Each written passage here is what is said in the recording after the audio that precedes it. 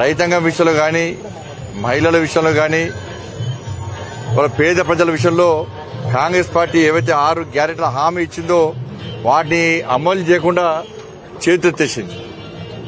ఇప్పటికే జీతాలు ఇవ్వడానికే దాదాపు 18,000 కోట్ల రూపాయలు అప్పు తీసుకొచ్చింది. వాళ్ళు 6 గ్యారెంటీలను ఏ విధంగా అమలు చేస్తుందో కాంగ్రెస్ పార్టీ ఇప్పటికీ స్పష్టత లేదు. కాంగ్రెస్ పార్టీలో 2,500 రూపాయలు మహిళల అకౌంట్లు ఇస్తున్నారు, 4,000 రూపాయలు ఆసరా పెన్షన్ ఇస్తున్నారు, 5 లక్షల రూపాయలు ఇల్లు ఉద్యోగాలు లేని వాళ్ళకి ఇస్తున్నారు. ఇదొక రకమైతే ముఖ్యంగా రైతాంగం విషయంలో గతంలో బీఆర్ఎస్ పార్టీ ఏ విధంగా మోసం చేసిందో తెలంగాణ రాష్ట్ర రైతాంగాన్ని అదే పందాను కాంగ్రెస్ పార్టీ కొనసాగిస్తా ఉన్నది. గతంలో అప్పటి రాష్ట్ర ముఖ్యమంత్రి కేసీఆర్ ఏ విధంగా ఊరించుకుంటా మాటలు చెప్పి ఇచ్చిన హామీలు నెరవేర్చకుండా రైతులను ఇబ్బంది పెట్టిండో ఆయన అనాలోచిత విధానాల వల్ల మూర్ఖత్వపు ఆలోచన వల్ల అదే పందాను కాంగ్రెస్ పార్టీ కొనసాగిస్తున్నది. ఇలా కాంగ్రెస్ పార్టీ ఇలా పంట కొనుగోలు ప్రారంభించాలి, వెంటనే ఇంతవరకు ప్రారంభించలే. దాంతోపాటు రైతులకు క్వింటాలకు 500 రూపాయలు బోనస్ ఇస్తున్నారు. అది ఇస్తారా ఇవ్వరా? ఈ కొనుగోలు ప్రారంభించాలి, వెంటనే క్వింటాలకు 500 రూపాయలు బోనస్ పక్కా ఇవ్వాల్సిన అవసరం ఉంది. ఇవ్వాల్సిందిగా భారతీయ జనతా పార్టీ డిమాండ్ చేస్తున్నది. దాంతోపాటు 15,000 రూపాయలు ఇవాళ రైతులకు రైతు భరోసా పరిమితి ఇస్తున్నారు. కౌలు రైతులకు కూడా 15,000 రూపాయలు ఇస్తున్నారు. రైతు కూలీలకు 12,000 రూపాయలు ఇస్తున్నారు. అవి వెంటనే రైతుల అకౌంట్లో వేయాల్సినటువంటి బాధ్యత కాంగ్రెస్ పార్టీ ప్రభుత్వం మీద ఉంది. 2 లక్షల రూపాయలు రుణమాఫీ చేస్తున్నారు, దాన్ని వెంటనే అమలు చేయాలి. దాంతోపాటు పంటల బీమా పథకాన్ని వెంటనే అమలు చేయాల్సిందిగా భారతీయ జనతా పార్టీ డిమాండ్ చేస్తున్నది.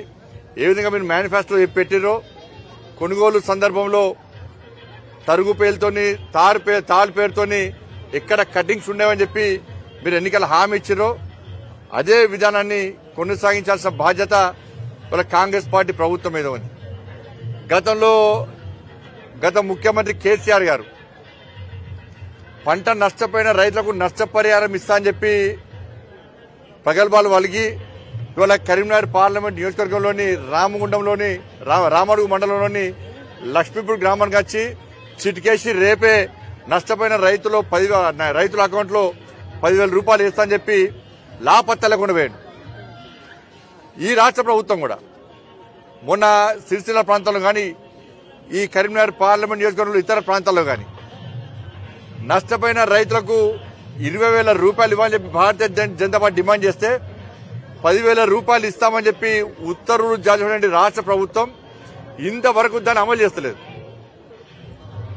కాబట్టి ఈ విధానాల వల్ల ఇవాళ రైతాంగం పూర్తిగా ఇబ్బంది పడే పరిస్థితి. కాబట్టి భారతీయ జనతా పార్టీ గత 2 రోజుల క్రితమే కరీంనగర్ పార్లమెంట్ నియోజకవర్గ సమావేశాన్ని ఏర్పాటు చేసి ఈ రైతాంగం ఎదుర్కొన్న ఇబ్బందులను దృష్టిలో ఉంచుకొని ఈ కరీంనగర్ పార్లమెంట్ నియోజకవర్గంలో ఆందోళన కార్యక్రమాలు చెప్పటని చెప్పి ఎన్నికల కోడ్ ఉంది కాబట్టి ఎన్నికల వాతావరణం ఉంది కాబట్టి ఇక్కడ శాంతి భద్రత సమస్య లేకుండా ఒక ప్రశాంతమైన వాతావరణంలో వాళ్ళ ఆందోళన చేయాలని చెప్పి భారతీయ జనతా పార్టీ నిర్ణయించింది. కరీంనగర్ పార్లమెంట్ నియోజకవర్గంలో రేపు అన్ని మండల కేంద్రాల్లో ఎంఆర్ఓ గారులకు వినతి పత్రం ఇవ్వడం, జిల్లా కలెక్టర్ గారులకు వినతి పత్రం ఇవ్వడం, 2వ తారీఖు నాడు కరీంనగర్ కలెక్టరేట్ కార్యాలయం ముందు నేనే స్వయంగా మా నాయకులందరూ కార్యకర్తలందరితో కలిసి తక్కువ సంఖ్యలో రైతు దీక్షను చేయాలని చెప్పి నిర్ణయించడం జరిగింది. దాంతోపాటు రాబోయే రోజుల్లో కూడా ఈ కరీంనగర్ పార్లమెంట్ నియోజకవర్గంలో కాంగ్రెస్ పార్టీ గతంలో బీఆర్ఎస్ పార్టీ ఏ విధంగా రైతులను మోసం చేసిందో ఈ రైతు వ్యతిరేక విధానాలకు నిరసనగా కూడా అనేక రకాల కార్యక్రమాలను మేము చేపట్టబోతున్నాం. కాబట్టి దీనిలో కార్యకర్తలు నాయకులు అందరూ కలిసి విజయవంతం చేసిందిగా కోరుతా ఉన్నాను.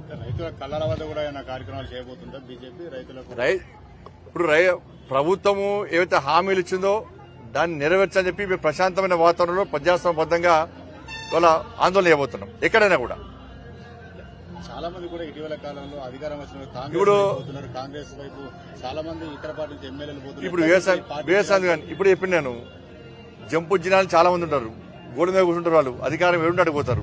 ఇలా దీని ఉంటారు, వాళ్ళు దీని ఉంటారా? దీనికెళ్ళి మళ్ళీ పోతారు, మళ్ళీ వేరే పార్టీకి చంపేస్తారు. కానీ ప్రజలు ఓట్లేసే సమయంలో ఇటువంటి నాయకుల పట్ల అప్రమత్తంగా ఉండాలి. నేను గతంలో యువకులు రాజకీయాలకు రావాలని చాలాసార్లు విజ్ఞప్తి చేసిన, కానీ యువతకు అప్పీల్ చేస్తున్నా, ఫస్ట్ రాజకీయ ప్రక్షాళన జరగాలి. యువత ద్వారా తప్పకుండా తెలంగాణ రాష్ట్రంలో మార్పు వస్తుంది. ఆ మార్పు రావాలి. ఆ మార్పు కేవలం యువత ద్వారా మాత్రమే వస్తుంది. ఈ జంపు జిల్లాలో అవకాశవాద రాజకీయ నాయకులకు ఓటేయకుండా ప్రజల లోపల చైతన్యం కలిగించాల్సిన బాధ్యత యువత మీద ఉంది. దాన్ని గుర్తించాలిగా కోరుతానండి. దాంతో రైతులకు సంబంధించి కేసీఆర్ గారి వాళ్ళు ఎక్కడికి పోయి నల్గొండ పోయాడు, దాన్ని వద్దంటలేము. మరి నీ కొడుకు ప్రాతినిధ్యం వహిస్తున్నటువంటి రాజన్న సిరిసిల్ల జిల్లాలో రైతులు నష్టపోతే ఎందుకు రాలే కేసీఆర్ గారు? ఇక రైతులు కాదా? నీ కొడుకు ఓటేసి గెలిపిస్తే మనం ఎందుకు రావు ఇక్కడికి? రాకపోవడం కారణం ఏంది? నీ కొడుకు నిర్లక్ష్యం. ఇలా బయట పడతాని చెప్పి నీ కొడుకు రైతులను పట్టించుకోవాలని చెప్పి బయట పడతాని చెప్పి ఇలా సిరిసిల్ల జిల్లాను వదిలిపెట్టిపోయి నల్గొండ పోయినావు. ఇక్కడికి ఎందుకు రావు? గతంలో రాముడికి వచ్చినావు. రాముడికి వచ్చి 10,000 రూపాయలు అకౌంట్లో ఇస్తావు. వేసినావా?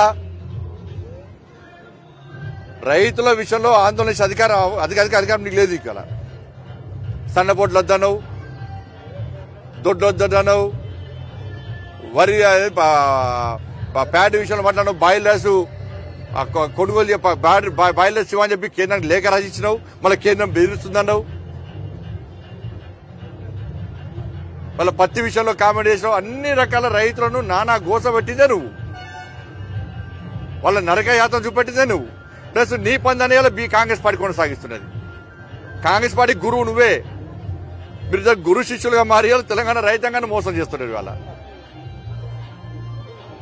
మరి ఈ రెండు పార్టీలు రైతు వ్యతిరేక పార్టీలు. తెలంగాణ రైతాంగం ఆలోచించాలి. వీళ్ళు రాజకీయం కోసం ఇవాళ డ్రామాలు ఆడుతున్నారు. ఇవాళ గతంలో కేసీఆర్ గారు ఎందుకు రైతులను ఆదుకోలేకపోయాడు? కాంగ్రెస్ పార్టీ ప్రభుత్వం 100 రోజులుగా దాటింది. ఇప్పటికే ఎందుకు రైతులకు ఇచ్చిన హామీలు నెరవేర్చలేకపోతే స్పష్టం చేయాల్సిన బాధ్యత వాళ్ళ పార్టీ మీద ఉంది.